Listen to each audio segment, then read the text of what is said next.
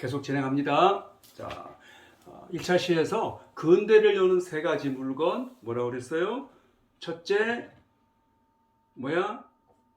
나침반을 통해서 세계관의 변화를 가져왔다. 두 번째, 활판 인쇄술에 대한 그러한 그 물건을 통해서 우리 인류는 지식의 대중화를 이룰 수 있게 되었다. 세 번째, 화약을 통해서 신분제 질서의 변화를 가지고 왔다. 그러니까 완전히 기사계급이 몰락하는 거예요, 이때는. 자, 다음 그러면은 서양 근대를 여는 세 가지 사건 뭐가 있을까? 뭐가 있어? 그죠? 첫째, 르네상스, 그죠? 르네상스. 다시 돌아가자. 어디로? 고대 그리스의 학문 체계와 예술 체계. 고대 그리스의 문해로 돌아가자 이거예요. 그게 문해 부흥이지, 그죠? 르네상스. 두 번째는 종교 개혁. 기독교가 공인받기 이전에 건강했던 그러한 기독교 정신으로 다시 돌아가자. 종교 개혁. 다음에 세 번째, 산업혁명. 이거는 산업혁명을 통해서, 그죠? 인류사는 획기적인 어떤 그러한 변화를 가져오잖아, 그죠? 과학혁명을 통해서 산업화를 이룰 수 있겠다. 다시 근대를 여는 세 가지 사건, 르네상스, 종교개혁, 과학혁명을 통해서 산업화를 이룰 수 있겠다. 이제 자본이 최초에 그 자본이 등장하고, 그죠? 그런 얘기야. 자, 그러면 본격적으로 오늘 수업. 자, 경험주의 철학과 윤리, 그 다음에 합리주의 철학과 윤리. 그 중에 첫 번째 베이컨. 자, 베이컨. 자, 그 전에 여러분들 내가 학기 초에도 내가 소개를 못했던 것 같아. 말로만 했던 것 같아. 참 그때. 자, 여러분들 곧 있으면 이제 종강을 하고 긴 방학이잖아, 그죠? 그래서 이번 학기를 이렇게 쭉 정리를 한다는 의미에서 그리고 또 좋은 책 한 권 읽는 것도 괜찮아, 그죠? 그렇게 어려운 책이 아닙니다. 그래서 여러분께 처음 읽는 서양 철학사. 그래서 한 학기 동안 우리가 서양의 어떠한 그 지식 체계를 어떤 서양의 그 선철들의 그런 해안을 따라서, 그죠? 그렇게 한번 짚어봤거든. 그래서 출판사는 웅진 지식하우스네. 웅진 지식하우스. 처음 있는 서양 철학사. 아주 쉽게 잘 정리가 된 책이라서 소개한 거예요. 또 교사 출신인 지은이는 안강복 선생님이시네. 자, 잠깐 요 내용에 오늘 공부하는 내용 중에서 내가 한번 책을 한번 읽어줄게. 자, 프랭시스 베이컨. 철학자 베이컨은 근대 철학의 선두에 서서 과학 시대를 이끈 사람이다. 그래서 우리가 흔히 베이컨을 과학의 아버지라고 그렇게 불러. 데카르트는 근대 철학의 아버지라고 그렇게 또 부르거든. 근대 철학의 선두에 서서 과학 시대를 이끈 사람이다. 그는 지식이란 생활에 도움이 되어야 한다고 확신했다. 그러려면 모든 지식은 경험에 기초를 두고 있어야 한다. 그렇죠? 경험이 뭡니까? 인간의 감각으로 얻어진 결과를 경험이라고 하잖아. 그죠? 시각, 후각, 청각, 미각, 촉각. 이런 인간의 오감, 그죠? 이러한 감각에 의해서 얻어진 결과를 경험이라고 한다.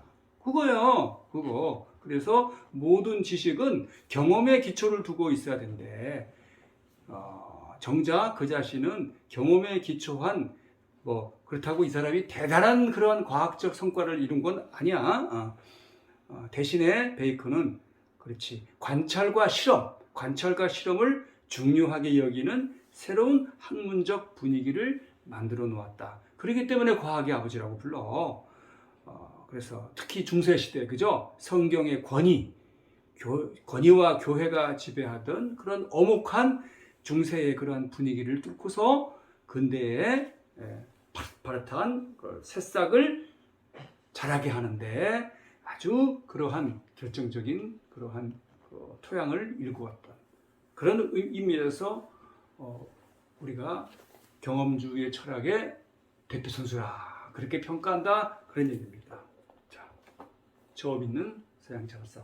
그리고 우리가 이번 학기 그죠? 동서양의 그 선철들의 지혜를 함께 공부했단 말이에요, 그죠? 그래서 동양에서는 여기 동양 철학 에세이. 그래서 이거는 공저야 김교빈 교수님과 이형구 교수님께서 지은 책인데 개인적으로는 두 분 다 성균관대학교 선배님이시기도 해. 근데 그게 문제가 아니라 아주 쉽게, 아주 여러분들이 이해하기 쉽게 그렇게 저술을 해놓은 책이거든요. 자, 출판사는 동력이야. 동력. 한번 꼭 읽어보기를 강추합니다. 자, 베이컨. 자, 베이컨은 시간 관계상 우리가 다 할 수는 없어, 그죠? 첫 번째 걸 보세요. 자, PPT를 봐.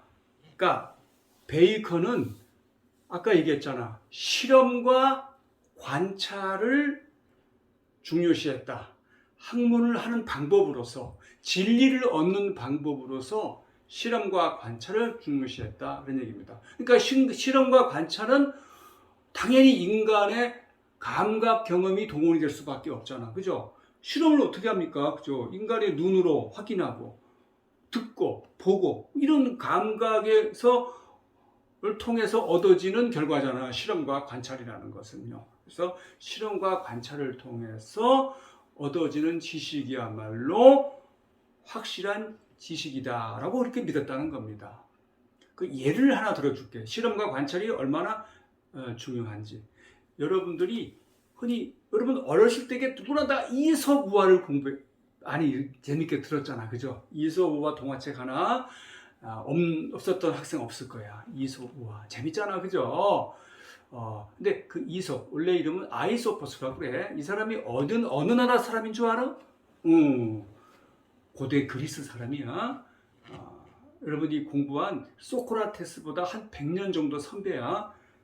근데 이 이솝우화를 아주 자기 학문에 철학에 적절히 이용한 사람 중에 하나가 바로 이 베이컨이라는 사람이거든요. 이 베이컨이라는 사람이야. 자, 근데 이런 얘기가 있잖아. 이솝우화 중에 사자가 있어. 백수의 왕이라고 그러잖아. 근데 지도 나이 먹으면 늙지. 늙으니까 힘이 없어. 사냥하는 것도 귀찮고 확률도 자꾸 줄어들고 꾀를 낸 거야. 그죠? 어떤 꾀를 냈냐? 자기가 딱 동굴 속에 들어가서 편안히 누워서 포고문을 때린 거야. 야, 내가 좀 몸이 좀 불편하니까 너희들 직접 나한테 이 동굴에 들어와서 문안 인사를 하도록 하여라 이렇게 된 거지. 그러니까 뭐 순진한 이제 동물들이 이렇게 들어가는 거지, 그죠? 뭐 토끼도 들어가고, 뭐 사슴도 들어가고, 뭐 노루도 들어가고, 뭐 염소도 들어가고 이렇게 들어갔겠지. 근데 어떻게 됐겠어? 들어가서 다시 나올 수 있었겠어, 없었겠어? 이 토끼가, 사슴이 당연히 없죠, 그죠? 사자가 얼마나 편했겠어. 가만히 누워서 딱 그 먹이를 취할 수 있으니. 근데 이 여우란 놈이 말이에요. 동굴 밖에서 이제 그걸 본 거야. 유심히 본 거야.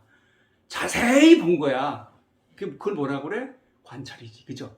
자세히 보는 걸 뭐라고 그래? 그게 관찰이야, 그죠? 그리고 또 과연 한번 들어가면 나오질 않아, 얘네들이. 그래? 그러면 또 그런가 한번 보자 하고, 그게 뭡니까? 관찰한 거지. 관찰을 통해서 실험을 한 거지. 그거 안 돌아와, 역시. 그러니까 이제 사자가 이제 배가 불쭉 됐는데 여우란 놈이 말이에요, 그죠? 알짱알짱 되니까 동굴 밖에서 야, 임마, 너 임마 너는 왜 안 들어오고 임마 그러고 있어 임마. 들어와서 인사를 해야지 했더니 이제 여우가 이렇게 얘기하는 거야. 야 이놈 사자야, 내가 말이다 자세히 보니까 자세히 관찰을 해보니까 니한테 문안 인사를 하러 들어갔던 이러한 뭐 토끼니 사슴이 얘네들이 나오는 걸 못 봤어. 뭐 네가 그걸 어떻게 알아? 자식아 이만 발자국이 들어가는 발자국만 있고 나오는 발자국은 없더라. 그런 얘기죠. 그죠? 그래 뭐 여우가 얼마나, 그래서 여우라고 그러잖아. 꾀가 많잖아. 그죠? 그래서 목숨을 보존했다는 그런 재미있는 이야기인데, 자, 이 베이컨이 이거를 적절히 이용했다는 겁니다. 그러니까 봐라, 얼마나 이 실험과 관찰이 우리가 새로운 지식을 얻는데 유용한 것인가를 증명을 한 거예요. 이솝우화를 통해서. 그죠? 이솝우화를 통해서.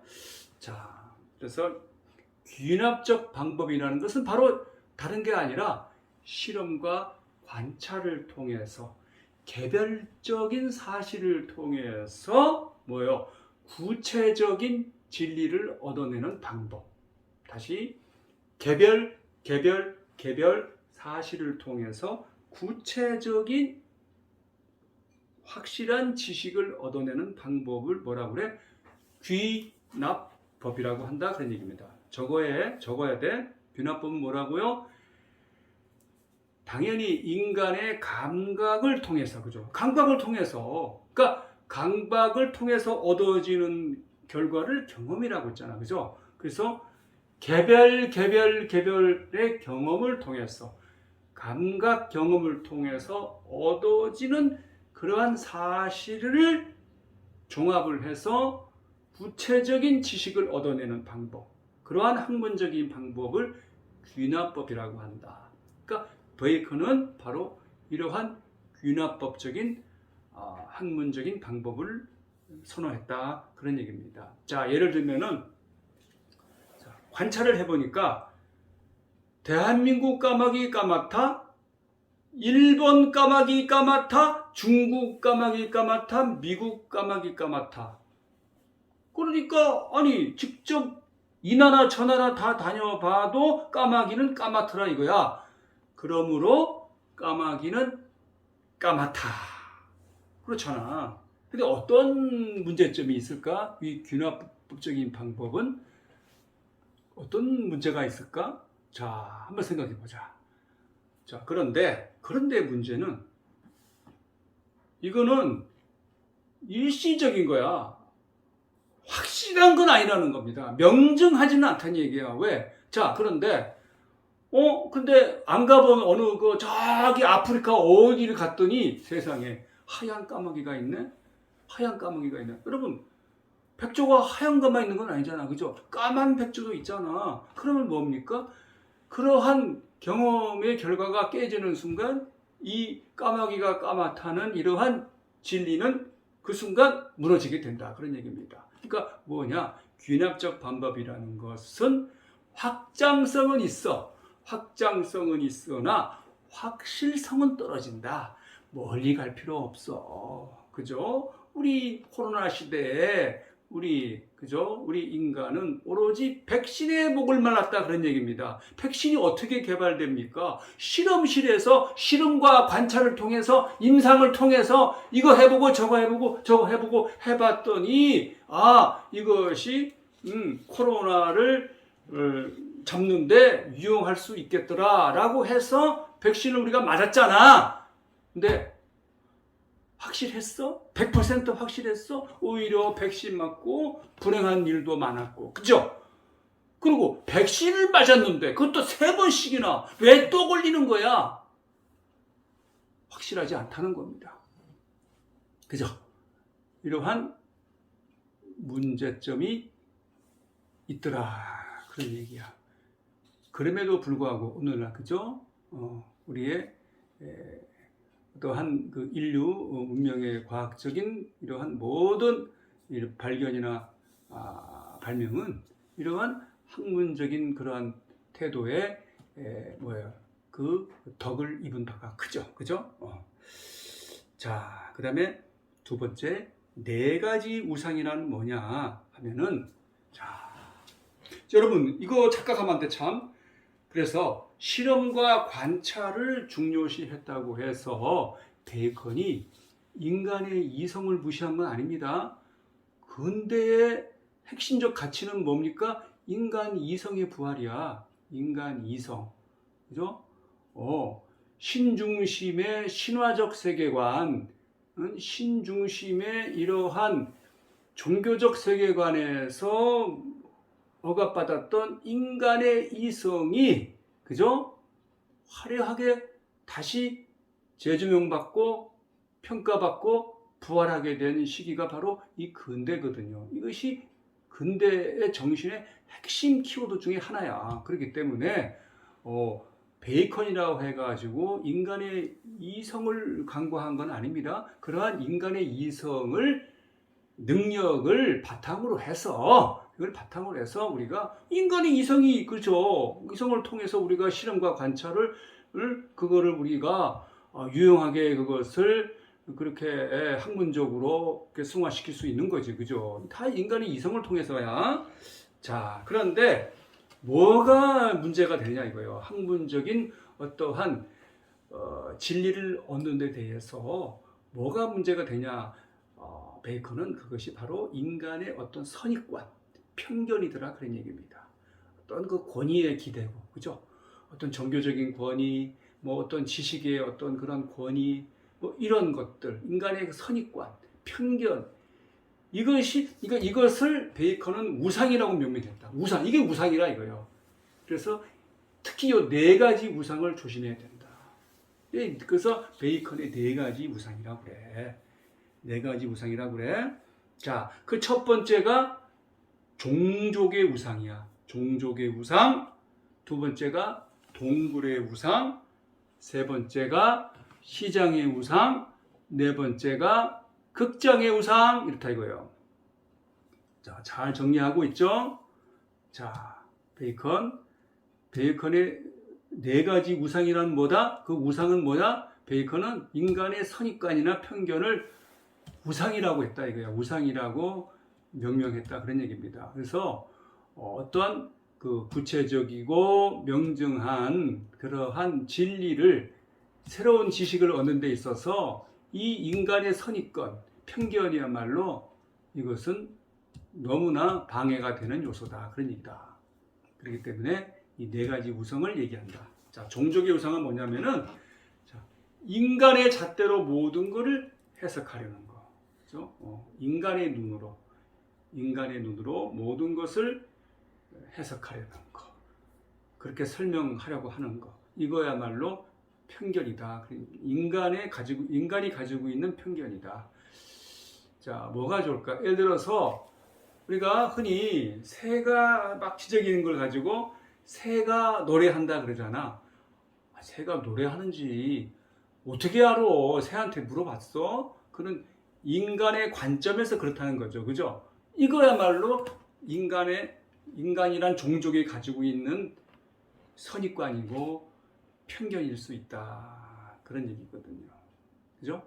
그 다음에 동굴의 우상은 뭐냐? 우리가 흔히 우물 안의 개구리라는 말을 들어봤지. 그죠? 우물 안의 개구리. 아, 참. 그 전에 우리가 학기 초에 플라톤에 대해서 공부했잖아. 플라톤이 동굴에 비유하잖아. 그죠? 그래서 이데아계와 현상계를 설명할 때 동굴에 비유를 하잖아. 그래서 그 동굴에 묶여 있는 일단의 죄수들은 자기가 바라보는 벽에 비치는 그림자가 그것이 사실의 세계인 줄 착각하고 있더라. 그런 얘기입니다. 그건 단지 그림자에 불과하고, 그죠? 그게 바로 현상계라 이런 설명을 했잖아. 그 부분 우리가 동굴의 우상을 여러분들이 쉽게 이해할 수 있을 거예요. 우물 안의 개구리잖아. 그죠? 그 중에서 죄수 하나가 쇠사슬을 풀고 나가보니까 저거는 그림자고, 또 동굴 밖의 세계, 이거야말로 진짜 원형의 세계더라. 이것이야말로 사실의 세계더라. 그렇죠? 근데 가서 얘기해 주니까 묶여있는 죄수들은 믿지 않잖아. 오히려 미친 사람 취급하더라. 그런 얘기. 그죠? 우물 안의 개구리. 이것도 하나의 선입과 아니고 편견이고 너희가 가지고 있는 우상이더라 그런 얘기입니다. 자, 세 번째는 시장의 우상. 그런 얘기 있잖아. 시장에 가면 뭐도 있고 그죠? 여러분 어렸을 적에 많이 했어. 그거 가지고 그죠? 시장의 우상. 자, 시장에 가면 일단 상인들이 어떻습니까? 뭐 당연하지. 하나라도 팔기 위해서 소비자님, 고객님 이건 어떻고 이거는 뭐에 좋고 이건 그래서 뭐 약 하나 사왔어. 그죠? 와서 보니까 그거는 완전히 그렇지 않더라. 그죠? 그 사람 말만 들은 거지. 시장에서 떠도는 말, 그죠? 인간의 언어적 유의지, 그죠? 통해서. 우리가 흔히 뭐 용이라는 동물이 어딨어. 인간이 지어낸 거짓말이지. 그죠? 그게 다 사귈 수 있는 거지. 용이 어딨어? 용. 뭐, 예를 들어서 그런 거. 뭐 이무기니 뭐, 그리고 뭐, 그런 것들이 뭐, 그런, 그런 설화가 막 있잖아. 그죠? 동서양이든. 동양에도 신화적 그런 얘기가 있고, 그죠? 서양에도 있고, 뭐 그런 게 다 하나의 그 인간의 언어가 만들어낸 유의다, 언어의 유의다 그런 얘기야.